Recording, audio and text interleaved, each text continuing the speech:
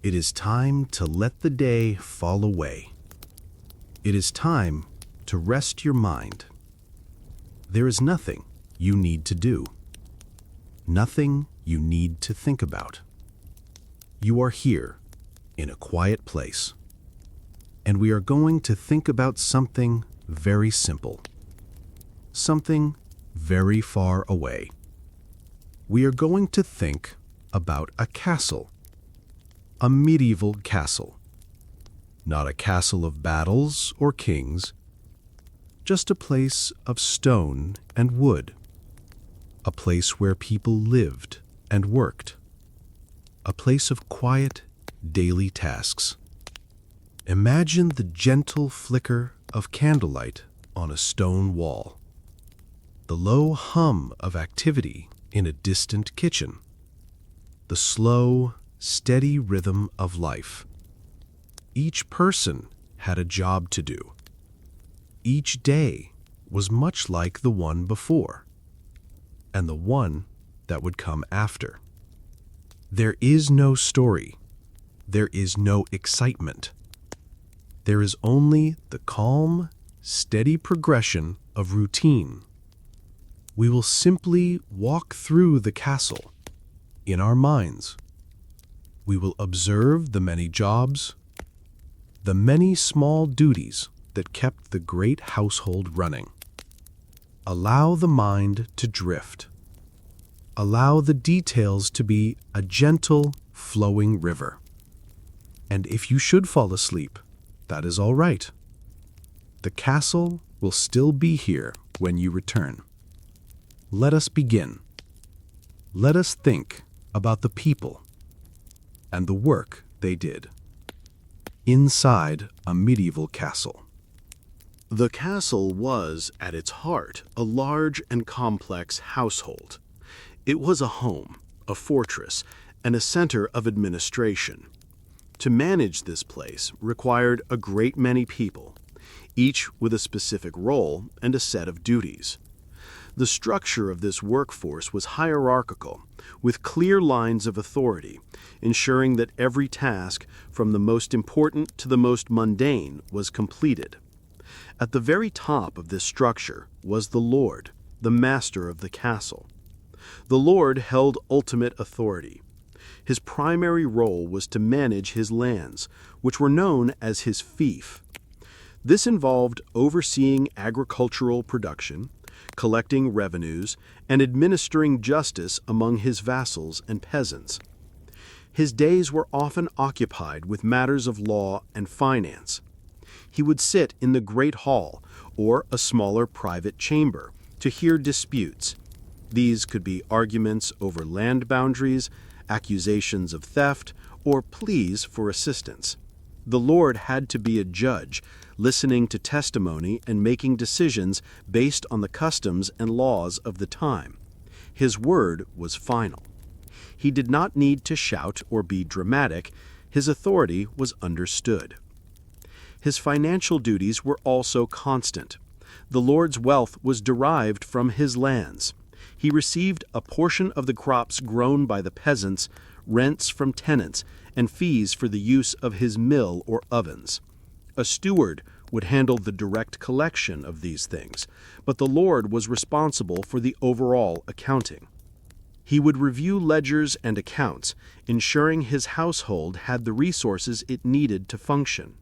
He planned for the future, deciding which crops to plant, which livestock to breed, and which parts of his castle or estate required repair or improvement. These were slow, deliberate decisions, made with careful consideration. There was no rush. The lord was also a military commander, though in times of peace this role was less about active battle and more about readiness. He was responsible for the defense of his castle and his lands. This meant ensuring the walls were strong, the armory was stocked, and his knights and soldiers were trained. He might spend part of his day inspecting the guard posts on the battlements, speaking quietly with the captain of the guard. He would oversee training exercises in the bailey, the open courtyard within the castle walls. The clang of swords was not for battle, but for practice, a steady, repetitive drill. Next to the lord was his wife, the lady of the castle. Her role was just as important, though her domain was focused on the internal management of the household. The lady was the chief domestic officer. She was responsible for everything that made the castle a home. This was a vast and demanding job. She oversaw the food supplies, the kitchens, the servants, and the general comfort and well-being of everyone living within the walls. A significant portion of the lady's day was spent managing supplies. She, along with the steward and clerk, kept a detailed inventory of the castle's larder, pantry, and storerooms. She needed to know how much flour, salted meat, wine, and ale was on hand. She planned the menus for the household, ensuring there was enough food for everyone, from her own family in the high hall to the lowest stable hand. This required careful planning, especially during the winter months when fresh food was scarce. She would decide when to slaughter animals and how to preserve the meat through salting, smoking, or drying. Her work ensured the continuity of life. The lady was also in charge of the production of textiles. The castle needed a constant supply of cloth for clothing, bedding, and hangings. She would oversee the women who spun wool and flax into thread, and those who wove that thread into fabric on large wooden looms. The rhythmic clacking of the loom was a common sound in the women's quarters. The lady would inspect the quality of the work, ensuring the cloth was strong and well made. She also managed the sewing and mending.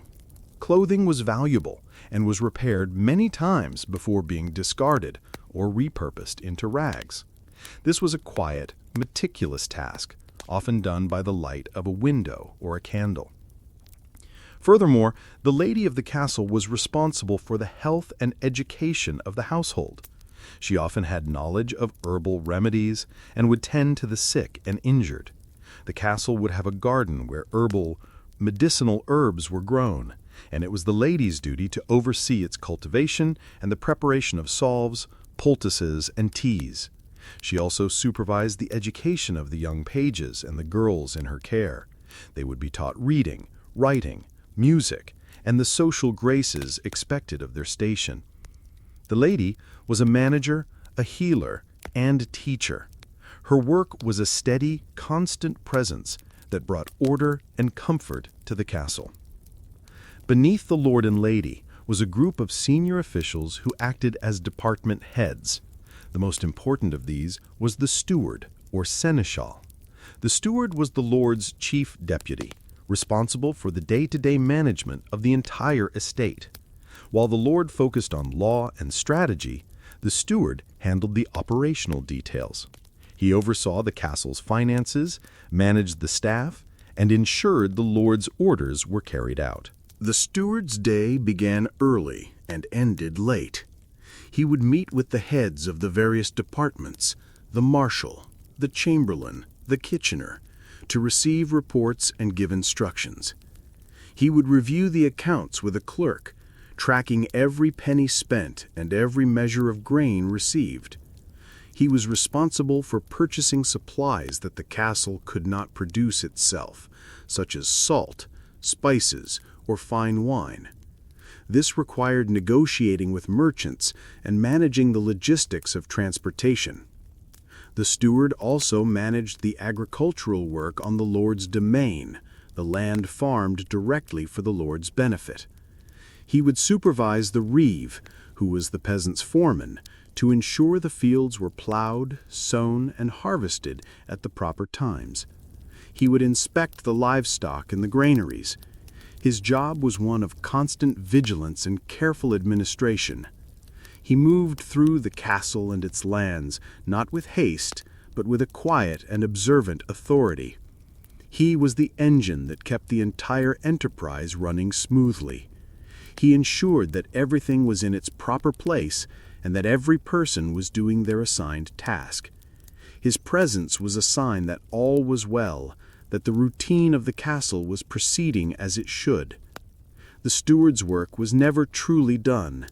It was a continuous cycle of planning, supervising and accounting, flowing from one season to the next without interruption. Another key official was the marshal.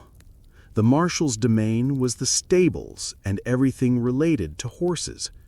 In an age where horses were essential for transportation, farming, and warfare, this was a position of great responsibility. The marshal oversaw the care and training of all the Lord's horses, from the powerful destriers or war horses to the gentle palfreys used for riding and the sturdy pack horses used for carrying goods. His duties included managing the grooms, stablehands, and farriers. He ensured the horses were properly fed, watered, and groomed. The stables had to be kept clean, the hay fresh, and the water troughs full. The marshal would inspect each horse daily for signs of illness or injury. He worked closely with the farrier, the blacksmith who specialized in shoeing horses. The farrier would forge horseshoes in his smithy and fit them to the horse's hooves, a task that required both strength and skill. The rhythmic sound of the farrier's hammer on the anvil was another of the castle's steady, familiar noises. The marshal was also responsible for the castle's tack and transport equipment. This included saddles, bridles, harnesses, and wagons. He had to ensure that all of this equipment was kept in good repair. A broken harness or a poorly fitting saddle could be a serious problem. He would oversee the work of the saddler or leather worker who repaired the leather straps and wooden frames. The marshal's world was one of hay, leather, and iron. He understood the needs of the animals in his care. His work was vital to the mobility and power of the Lord's household. He did not command soldiers, but he provided the means by which soldiers and messengers could travel. His was a quiet but essential contribution to the castle's function. The well-being of the stables was a direct reflection of the marshal's diligence. Inside the main keep of the castle, another important official was the chamberlain. The chamberlain was responsible for the management of the Lord's private chambers, known as the solar, and the Great Hall. His role was one of personal service and household administration.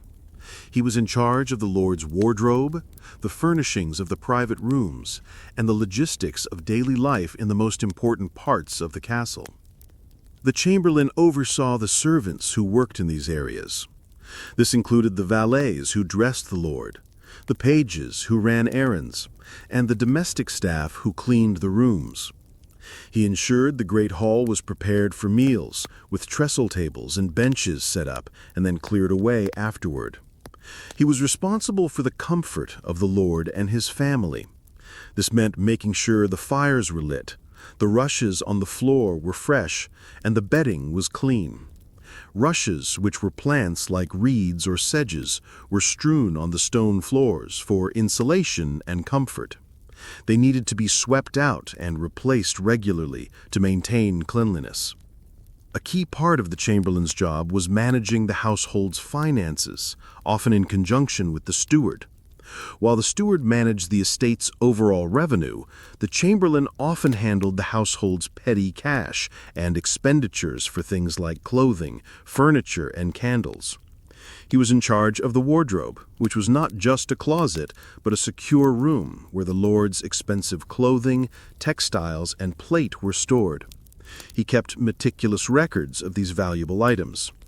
He oversaw the laundress, who washed the household linens, a laborious task done by hand with harsh soap made from lye and animal fat. The chamberlain's work was about maintaining order, comfort, and decorum within the heart of the castle. His attention to detail ensured that the domestic life of the Lord's family proceeded with grace and predictability. These senior officials, the steward, the marshal, and the chamberlain, formed the upper tier of the castle's staff. They were men of status, entrusted with significant authority by the Lord. They worked together, each managing their own domain, to ensure the complex machinery of the castle household ran without fault. Their days were not filled with high drama, but with a steady succession of tasks and responsibilities. They inspected, they recorded, they instructed. Their work provided the foundation upon which the entire life of the castle was built. It was a slow, methodical, and unending process. The sun would rise, and they would begin their rounds. The sun would set, and they would review their accounts.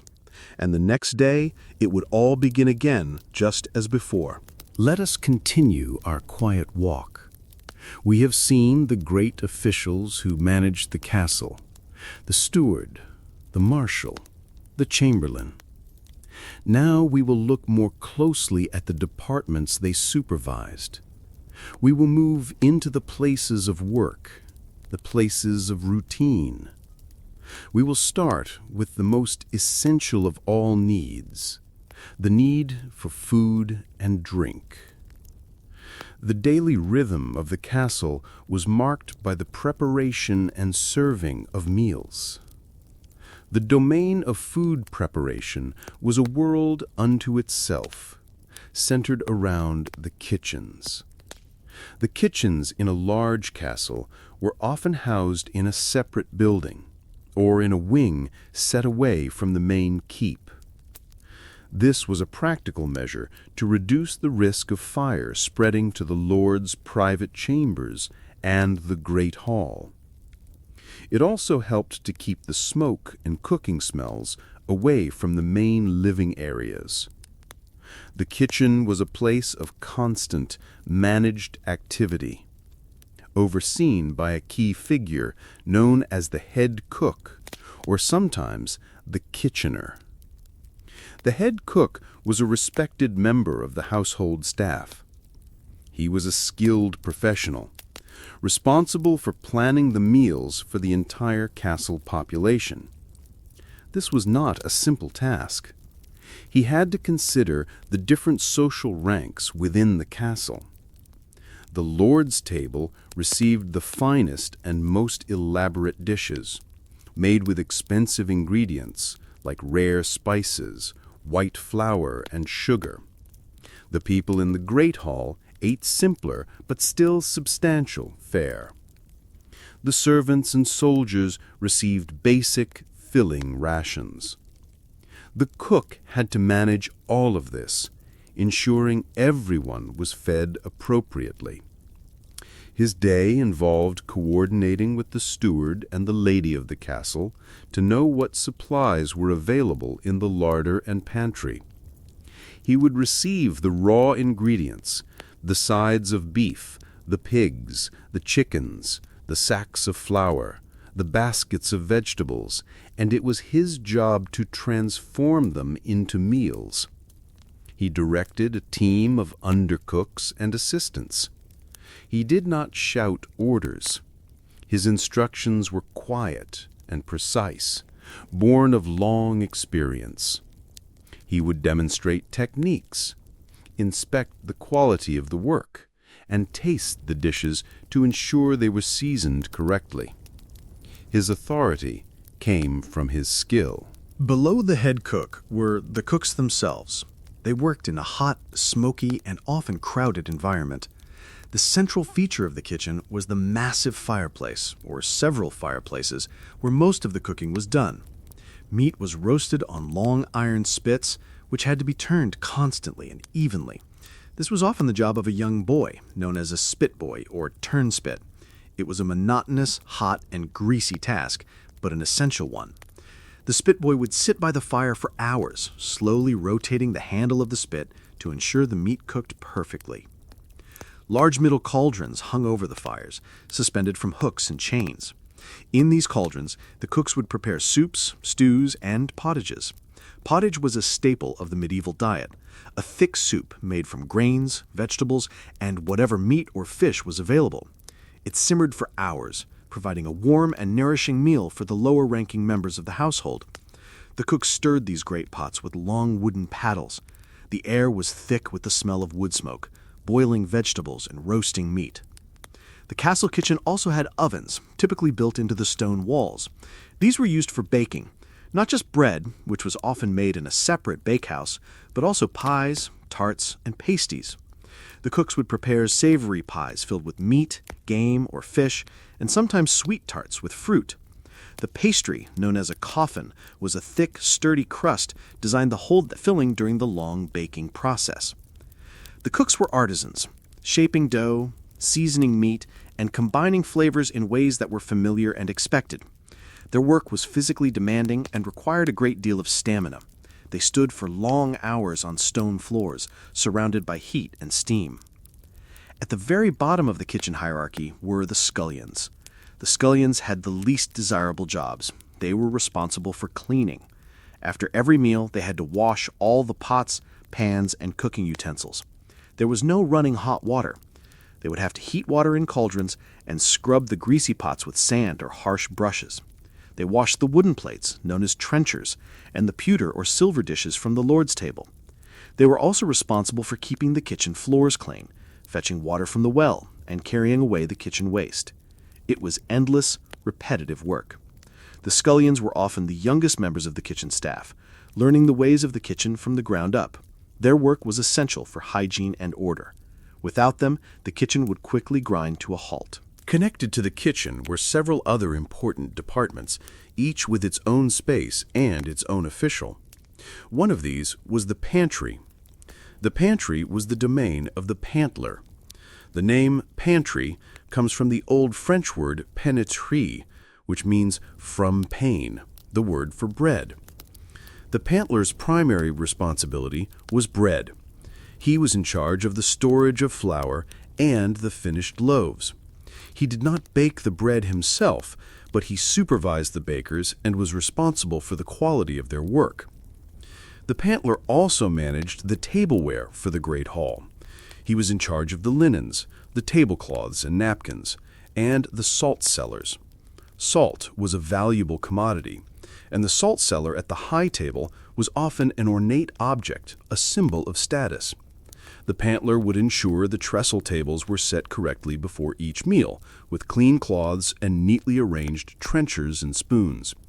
He was the one who would cut the bread for the Lord's table. His role was one of quiet organization, ensuring that the service of the meal began with order and decorum. The bread itself was made in the bakehouse. The castle baker was another essential craftsman. His work began long before anyone else was awake. He had to get up in the dark to light the large wood-fired oven. Getting the oven to the correct temperature for baking was a skill in itself. While the oven heated, he and his assistants would knead the dough. This was heavy physical labor, mixing flour, water, and yeast in huge wooden troughs. The baker produced different kinds of bread for the different classes in the castle. For the lord and his family, he made manchet, a fine, soft bread from sifted white wheat flour. For the knights and senior officials, he might make a slightly less refined wheat bread. For the vast majority of the castle's inhabitants, he baked maslin bread, a heavy, dark loaf made from a mixture of wheat and rye, or even coarser bread made from barley or oats. The smell of baking bread would fill the air around the bakehouse, a comforting and constant signal of the daily routine. The baker's cycle was endless. He would bake the day's bread, prepare the dough for the next day, and then begin again. Another vital storage area was the larder, overseen by the larderer. The larder was where the meat was kept. Its name comes from the practice of preserving pork in lard. The larderer's job was to manage the castle's supply of meat, fish, and other perishable foods. In an age before refrigeration, this was a critical and difficult task. His primary skill was in food preservation. When an animal was slaughtered, the larderer and his staff would work to preserve the meat. Some of it would be used fresh, but the majority had to be kept for the future. Meat was salted in large barrels of brine, smoked high in the rafters of the larder, or dried in the air. Fish was treated in a similar way, salted or smoked to last through the seasons. The larder was a cool, dark place, often with stone walls and small, high windows to keep the temperature low. The larderer had to keep a careful inventory, knowing which meats needed to be used soon and which were preserved for the long winter. He was a guardian against hunger and waste. Just as the pantry dealt with food, the buttery dealt with drink. The head of this department was the butler. Today, we think of a butler as a chief servant, but the original role was more specific. The word butler comes from the Old French word boutillier, meaning bottle bearer. His domain was the buttery, which was the storeroom for alcoholic beverages. Specifically, he was in charge of the butts or barrels of ale and wine. The butler was responsible for the castle's cellar. He would manage the large barrels of ale, which was the everyday drink for nearly everyone in the castle, as water was often unsafe to drink. He also cared for the casks of wine, which were generally reserved for the lord's table. His job was to maintain the cellar at the correct temperature and to tap the barrels when they were needed. He had to have a good knowledge of his stock, knowing when an ale was ready to be drunk and ensuring the wine was not spoiling. During meals, he or his assistants would be responsible for serving the drinks, filling pitchers from the barrels and bringing them to the tables. The butler was the keeper of the castle's spirits, both literally and figuratively. His work contributed to the good cheer and sustenance of the household. Often the castle would have its own brewery, managed by a brewer or alewife if it was a woman. Brewing was a constant activity, as ale did not keep for long, and a large household consumed a great deal of it. The brewer's work followed a familiar, repetitive process. First, barley was malted by allowing it to sprout and then heating it in a kiln. This developed the sugars needed for fermentation. The malt was then milled or crushed and mixed with hot water in a large vessel called a mashing tun. This process, called mashing, extracted the sugars from the malt, creating a sweet liquid called wort. The wort was then boiled, often with herbs for flavoring, and then cooled. Finally, yeast was added, and the liquid was left to ferment in large vats. After a few days, the fermentation would be complete, and the resulting ale would be transferred to barrels, ready for the butler's cellar. The brewery was another place of steady, rhythmic work, marked by the smell of malt and the bubbling of fermentation. Finally, no castle household was complete without attending to spiritual needs. The castle chaplain was the resident priest. He was responsible for conducting daily mass in the castle's chapel. The chapel was a small church within the castle walls, and attendance at services was often expected for the lord's family and senior staff. The chaplain provided for the spiritual well-being of the castle's inhabitants, hearing confessions, performing baptisms, marriages, and funeral rites. However, the chaplain's role often extended beyond religion. In an era when literacy was rare, the chaplain was usually one of the most educated people in the castle. Because of this, he frequently served as the Lord's secretary. He would read and write the Lord's correspondence, drafting letters to other nobles, to the king, or to the church. He also often took on the duties of a clerk, helping the steward or chamberlain maintain the household accounts. He would sit in a small chamber, a pen in his hand, carefully recording figures in a ledger or writing out a legal document in a neat script. He was a man of God, but also a man of letters and numbers. His work was quiet, intellectual, and indispensable to the administration of the castle. His presence connected the daily worldly routines of the castle to the larger frameworks of faith and learning. We have been inside the heart of the castle. We have visited the kitchens, the larders, and the cellars. We have smelled the baking bread and seen the careful work of the clerks. These are the tasks that sustain life. Now we will turn our attention outward. We will walk towards the great stone walls. We will consider the roles that were dedicated to security, to watchfulness, and to the castle's primary purpose as a fortress. This was not a world of constant battle. It was a world of constant readiness, a state of being that was itself a quiet and unending job.